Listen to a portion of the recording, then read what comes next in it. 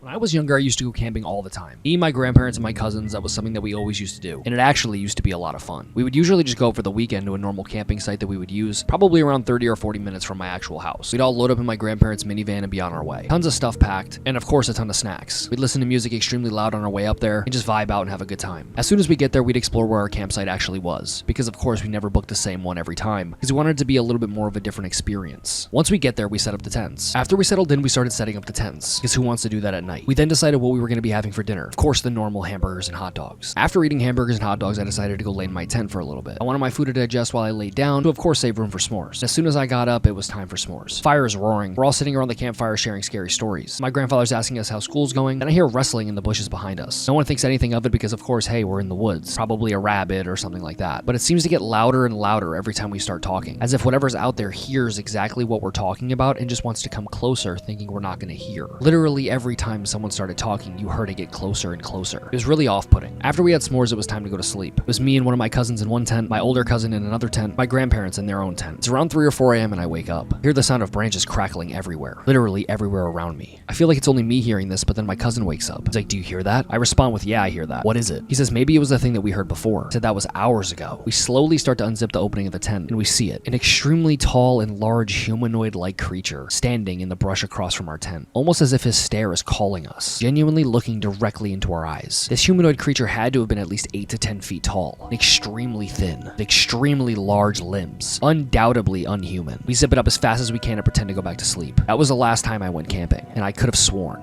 I saw Slenderman.